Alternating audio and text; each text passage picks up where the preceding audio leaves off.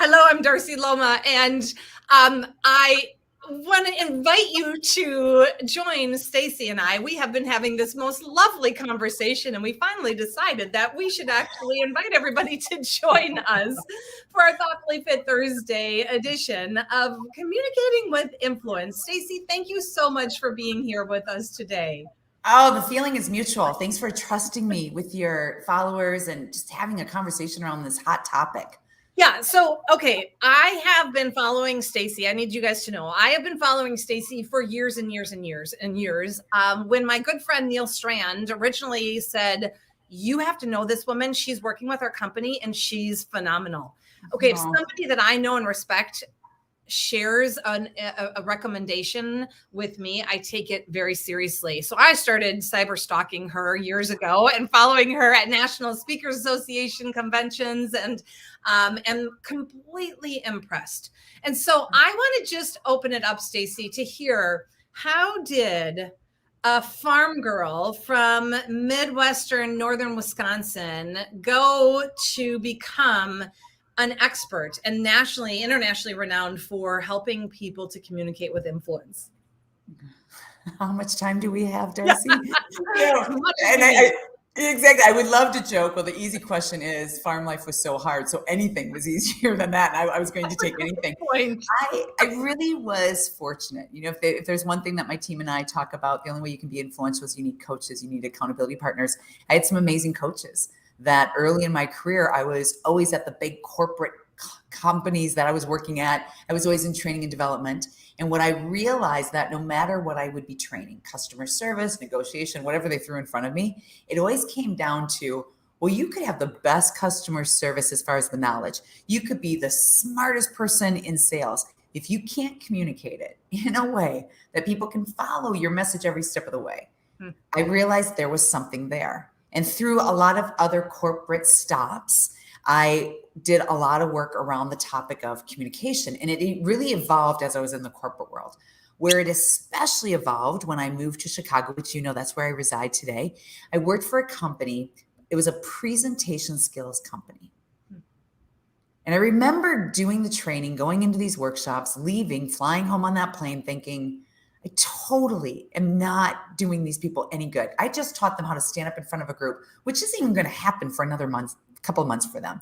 And that's where it clicked, Darcy. I thought influence really is about how you show up every moment of the day, both in your personal life, your professional life, how you stay showed up, and then what you leave behind.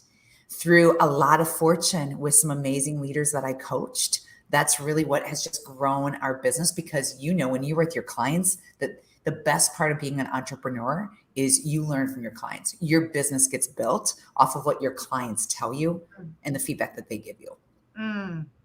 Absolutely. And I just heard you say every moment of the day being influential. And I know one of the things you talk about is being influential Monday to Monday. So what does that mean? Everyone always asks that, right? So it's two parts. It's the body language and the messaging. It has to be consistent Monday to Monday. Now, I'll give you an example of this. When we were immediately put into the virtual world, I had clients that I have known for years, only in person. When I got them on a Zoom meeting and I saw how they showed up and how they behaved here, I realized, who are you? And I bet we can all relate, or someone comes to our mind that's not consistent. Stakes are high, they turn it on. Big presentation, they turn it on. And I start somewhere else with individuals and say, all right, we're going to examine how people perceive you in your personal life. Then how do they perceive you in your professional life? And are those two consistent?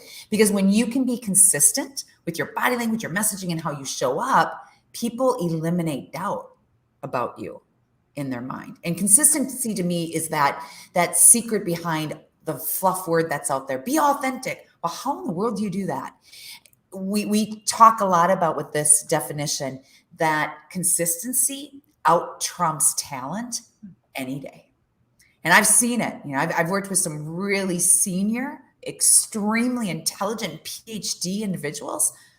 They got talent, but unless they're being consistent with how they show up and how they practice this, it doesn't matter. So that's one side of the definition. One more side. Influence is the ability to move people to take action long after the interaction has occurred. Wow. Yeah. Now, Darcy, I'm sure you get this running your business, that you hop on a call with a potential client the first time. Rarely does influence happen to a sale. It is a series of interactions you have with that client that are consistent, that starts to build that influence over time to lead to the trust, the respect, in our case, in our world, the sale. So by that definition of what influence is, you can tell it takes grit, it takes discipline, it takes every time this camera is on, the mindset of it's an opportunity to practice, to think about, do I have brevity? What do my eyes do? How does someone experience me right now? And is this the same as if you and I had lunch together? The right answer there needs to be yes. Which is fascinating because the world threw us a huge curveball in 2020 that none of us were expecting. And I'm fascinated by the story you told of the client who you met with in person and then came online virtual, and it was different. And I'm curious, what is different in terms of how you are influential when we're working remotely? There's so many organizations that have to now be in the Zoom room that didn't previously.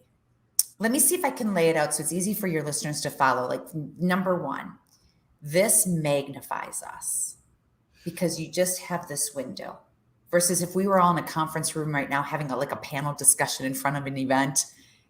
There's other distractions going on. This magnifies it. The best client, one of our clients put it best. 2 weeks into the lockdown, she calls me up and she says, 2 weeks being virtual, I just realized we all had issues with communicating way before the lockdown. This just magnifies it. So that's one of the challenges. The second is a step that my team and I took at the very beginning. We literally dumped. How do we interact in person? What value do we bring in person? What do people say about us, about our in-person work and interaction with them? Let's recreate that to make it feel like when we are virtual, we want our clients to feel like we are sitting across the table with them, which means your setup. You'd be so surprised, Darcy. We are still working with people on their setup. I don't want to see your ceiling. I don't want to see your head. You would never go in a boardroom and put your head on the boardroom table, right? If you think about how you behave in person, why are we not doing that here? The other thing, number 3, get rid of those distractions. I mean, I know that we were doing this when we were in boardrooms as well, but now it's magnified here, or you're constantly distracted, or you're trying to quiet the pets down. It's really thinking through the opportunity. The silver lining is that when there's challenging, uncertain times, there's one thing we all have control over, and that's our development. It's a guarantee. You've got control of your development. So why not take advantage of the fact that we're virtual, that you can be practicing every time you are on an interaction, because what you develop here, these skills will either enhance or jeopardize when you go more in person, or hybrid is your world, whatever that looks like. So take advantage of really getting down this idea of connecting and engaging and making people feel like, whoa, every time I get on a call with you, you make it worth my time. You give me an action step, and your message, you stand out from all the other Zoom calls I just had today. So powerful. But you got to put work into it, right? I mean, I've seen people. I used the example yesterday. I was doing a Zoom training, and someone asked me, so what is your thought on just dress? And I'm like, oh, don't get me going. And I said to them, I go, well, we'll put it this way. What if we were all in a conference room right now, and I come walking in and I've got my baseball cap on, my favorite concert t-shirt, I'm eating a burrito, and half the ingredients are following out, and I'm carrying my dog. You would.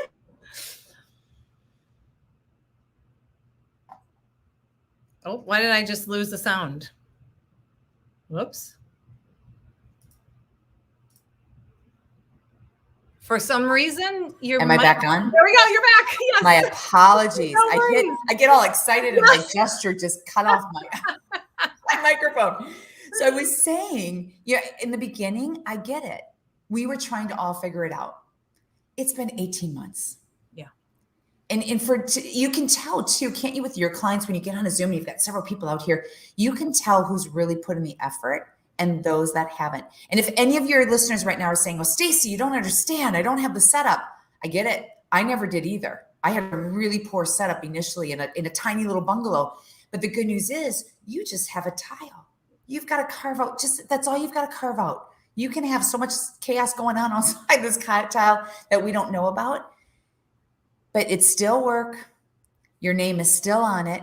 And like you've got a chance to control your development, that also ties to being able to control the reputation and the personal brand that you create just by how you show up and how people experience you. Yeah, which is so fascinating. And what I'm curious about is if you're working on focusing on your own development, how can you tell if that development is working? How can you tell if you're increasing your impact and if you're being influential? Okay, 2 things. Record yourself. To be able to see yourself, to hear yourself through the eyes and ears of your listeners.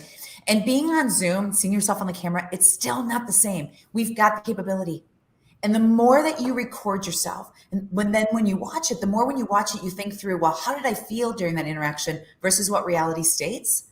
That is going to increase the growth. Because without it, we go off of feeling. We really believe that if we know what to say, if we feel comfortable, easy and comfort has nothing to do with influence. This is what will do it. So this is one thing. The second, finding people in your life, in your personal life and your professional life that are going to be honest with you and tell you the truth. Ask them. Ask them before you go on a call. All right, here's what I'm working on. Or I want to make sure I come across trustworthy.Uld you watch what I say? And what do I do where that doesn't happen or where it does happen? But I imagine a part of that. So asking friends, colleagues, people you trust, you also could hire a coach and say, yes, help me, give me feedback, point out my blind spots, let me hear and work with you to increase my influence. It's the blind spots. I'm so intrigued with how can we behave the way we behave, say what we say, and we're clueless. We're clueless sometimes because there really is a misperception on how you feel versus what reality states. Yes. And I mean, even so, last night I was doing a track workout with my coach, and I've been running for 4 decades. You'd think I know how to run. And she's giving me feedback on my stride and how, where my foot is placing and things that I'm like, really? Are you sure? And she's like, yeah. So that's a blind spot for me. And so I'm hearing you say that that's a key thing to get feedback on what your blind spots are, so you know where to be working on your own development. Yeah, that's exactly what it is. So any of your listeners who have ever played a sport or anything that takes muscle memory, that is the key, is having someone either record you, make sure you watch the playback, or say to you, your thumb on the golf club, you've got to move it a little to the right. And the minute they do that, you think, See, because we rely on our subconscious, and our subconscious says to the brain, if it feels good, it must be good. And that's where, when we work with individuals, that initial battle, this gets rid of the battle. And I just say, you don't have to take my word for it. Why don't you look at yourself through the eyes and ears of your listeners? And then you'll decide what you want to change and what you don't want to change.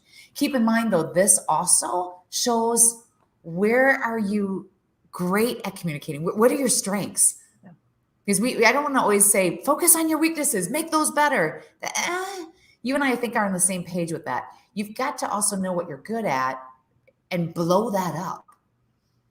Which is so good, Stacey, because even when I think about last night, when I'm doing, track workout, as I was trying to improve what she was giving me feedback on how my foot's striking and my knee going up and the kick in the back, I lost the things I was doing good before. She's like, no, don't not do that, right? You have to know what your strengths are so that you don't inadvertently lose them when you're trying to work on an area of development or weakness. Yeah, isn't that interesting? Yeah. And like your sports training and your Ironmans, influence is the same thing. You can't read my book, watch my videos and say, I'm good to go. That's the hard part. And it's the making the shots. Did you ever see, I use this analogy a lot, Darcy. Did you see the documentary on Michael Jordan. It was called The Last Dance. Did you see that? Mm-hmm. You talk about someone with 150% deliberate practice. In the documentary, he talks about, Jordan does, how he makes 1,000 shots. He would make 1,000 shots a day, 6,000 a week. You have to make the shots, and you'll go like this, right? Jordan also followed that up with what gets rewarded in public gets practiced in private. So no one will ever say, wow, I just love what you do with your gestures. You have such great posture. What they say is what's behind those skills, those influence skills. And there's something about you. I don't know what it is, but I feel like I trust you. And that's why that practice is so important in your personal life and your professional life, because you cannot turn the faucet on and off with this. It's all or nothing. Yeah, which is a great way to segment to what I wanted to leave people with is what can they do to immediately start to communicate with influence? One of the things I've already heard you say is practice and record yourself. That's right. That's a huge tip that somebody can immediately take. Let's make that number one. How about starting today, whenever you're watching this, starting today for the next 7 days, either audio, do a combination of both, audio and video record yourself at least once a day for the next 7. Now, why I say 7, you've got to create momentum and repetition to change anything, similar to your training. How you train, Darcy, is how you are always performing, right? And we're the same way. The difference is when it's in the corporate world or our day-to-day, every day is game day for us. So you've got to take advantage of making those shots. So once a day, either audio or record yourself for the next 7. And you'll start to see the momentum and repetition. You'll start to see the benefit to keep doing it. Number 2, before 5 o'clock today, just ask someone in your personal life and professional life to give you feedback. And do not accept, good, nice job, because that stuff is fake. And they might be lying to you on top of it, depending on who you're asking. Then number 3, I literally, if you're really serious about this, and I'm guessing you are, if you're still listening to Darcy and I, take a calendar or whatever your method is, because what we write, we invite in our life. If I'm going to lock and load it in my calendar, what am I going to do once a week to focus on my influence skills so that in the next 30 days, I can look at October 31st, right? I can look at October 31st and say, here's where I started, here's where I went. Wow. And if you did that, I tend to go 30 days because I can easily grab that chunk of time to always reflect on where did I start, where did I go, and where do I build now for the next month? Those 3. Those are 3. And I'm still stuck on number 1. I'm just blown away when you say record yourself every day for 7 days to build momentum.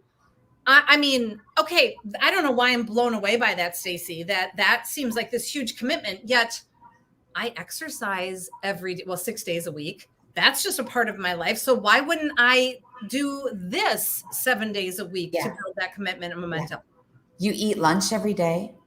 I mean, and I think why people push away a little bit of this is it because we really don't want to see? But flip your mindset and say, don't you rather want to know than not know?